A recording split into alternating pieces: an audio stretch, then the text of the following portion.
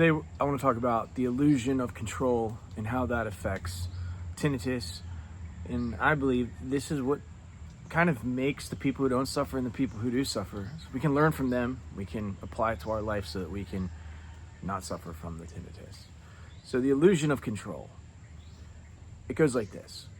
You believe you are in control of your life, of your thoughts, of your decisions, of what your life is today. You believe you're in control.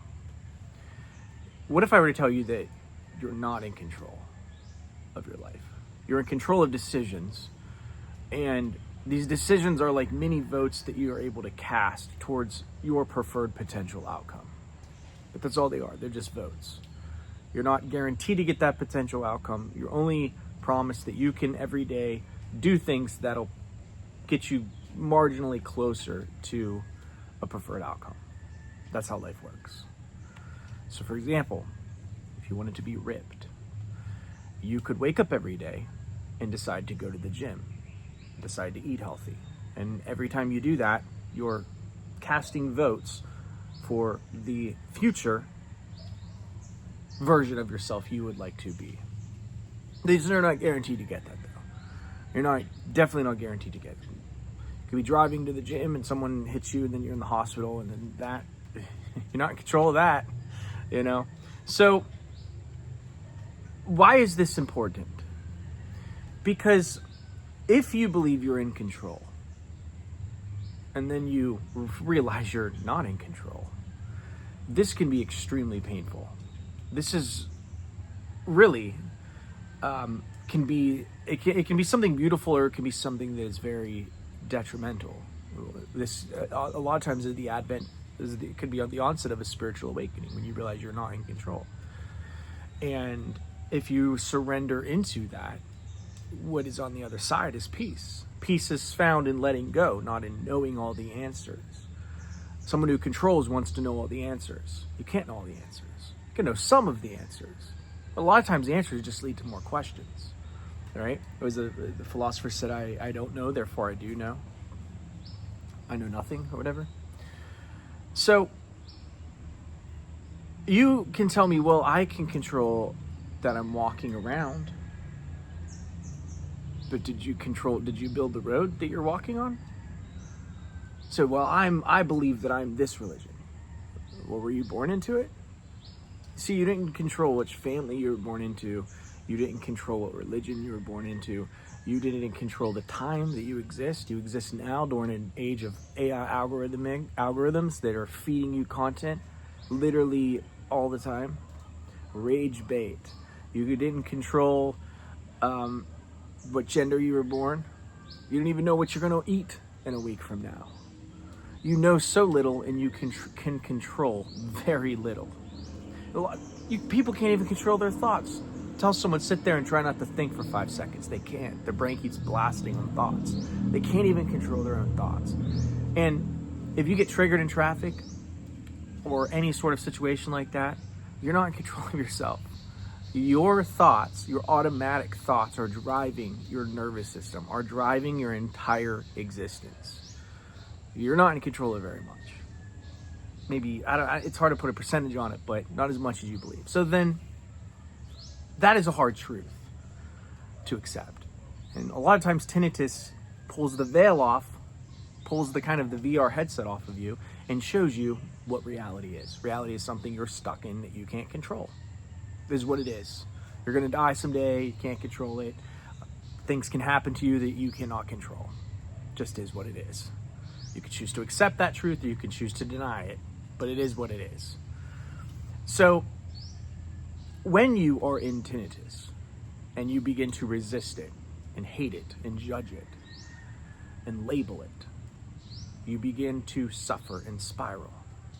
When you say, I can't control this, I can't stop it. Why is that so painful? I'll tell you why it's so painful. Because it's the first time your ego realizes it's not in control. Your ego, meaning the version of you that you believe is you, your thoughts. We believe we're our thoughts until you have an awakening.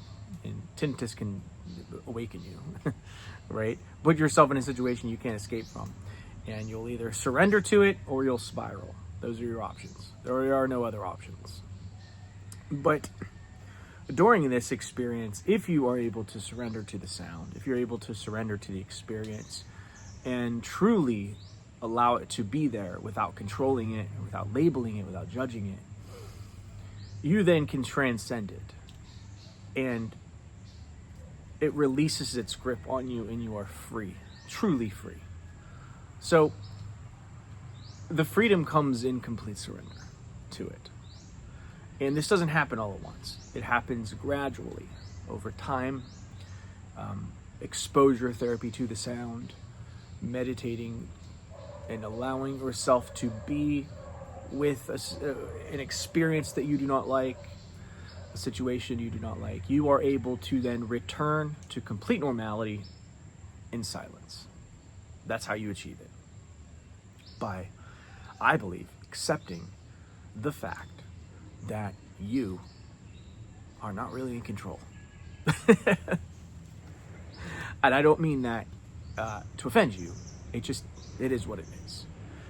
And seeing truth cannot hurt you. Understanding this cannot hurt you. It can only scare you, but that part of you that's scared is just your ego that desires to be in control. If you can let that go gradually, you realize that you, the real you, the soul, the inner you, nothing can touch, nothing can hurt. It's peace beyond comprehension. It is the still small voice, as the Bible says. It is when Jesus says, "Behold, I give you peace, and peace not like the world, but my peace is eternal." That's exactly what he's talking about.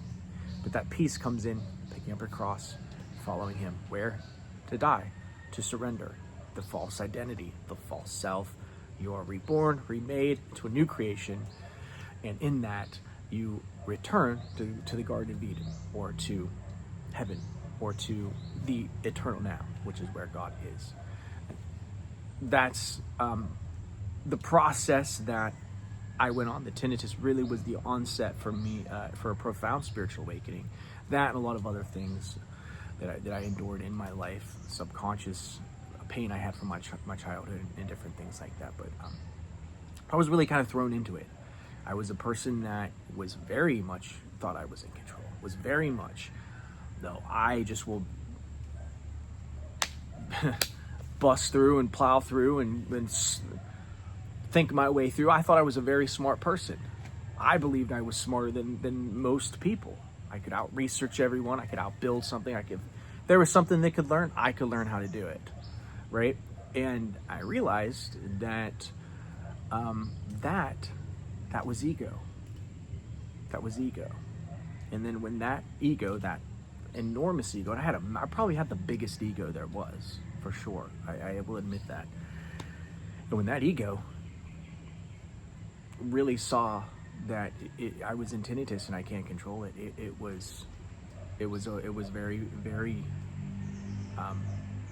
for me, a very difficult situation. And this surrendering took many, many months, years. It was gradual. I had a lot of relapses. At times I didn't want to continue to go on. I didn't want to wake up. I can't believe I have to deal with this, blah, blah, blah, all of it. So I'm coming to you from a place of absolutely needing to be in control. And I would always say, I'm not in control. Bull crap, I was. Seriously, like, if I'm being real. Anyway, I hope this video helps. Make sure to comment below. If you want to work with me, you can book a 60-minute session below. I would love to work with you. I'll talk to you all later. Until next time, peace.